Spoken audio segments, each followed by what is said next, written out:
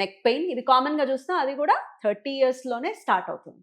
ఎలా చూడొచ్చు డాక్టర్ గారు? మరి ఐటీ ఎంప్లాయీస్ని పెళ్లి చేసుకోవచ్చా, చేసుకోవద్దా? ఐటీ ఎంప్లాయీస్ని ఇప్పుడు ఎవరు పెళ్లి చేసుకోవట్లే. అంత అంత ఇంత ముందు ఉన్న క్రేజ్ లేదు. ట్రంప్ వచ్చిన తర్వాత వాడు అక్కడ అమెరికా నుంచి ఇక్కడికి వస్తే మళ్ళీ వెనక్కి పంపించట్లేదంట, వీసాలు లేవు, ఈ భయం అయితే స్టార్ట్ అయింది. రియల్గా అమెరికాలో ఏం జరుగుతుందో మనకు తెలియదు. కానీ నడుము నొప్పి ఐటీ ఎంప్లాయీస్లో ఒక కంపెనీకి వెళ్ళి కాగ్నిజెంట్ అవి ఉంటాయి కదా, వాటిలో ఒక 1000 మంది ఉంటే అందరినీ మీరు ఎగ్జామ్ 30% బ్యాక్ పెయిన్తో ఉంటారు. సార్ బ్యాక్ పెయిన్ తగ్గట్లేదు, నేను ఇది చేస్తున్నా, యోగా చేస్తున్నా, అది చేస్తున్నా, ఇది చేస్తున్నా. దీనికి ముఖ్యమైన కారణం వాళ్ళ హ్యాబిట్స్.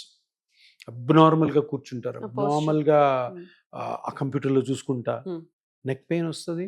సర్వైకల్ స్పాండిలైటిస్ అంటారు, లంబార్ స్పాండిలైటిస్ అంటారు, డార్సల్ స్పైన్లో ప్రాబ్లమ్స్ రావచ్చు, బటక్స్లో ప్రాబ్లం రావచ్చు, హ్యామ్స్ట్రింగ్స్ రావచ్చు, షోల్డర్ ఇంజురీస్ ఉన్నాయి మౌస్ పట్టుకొని. సో న్యూమరస్ కాజెస్ ఉన్నాయి దీనికి.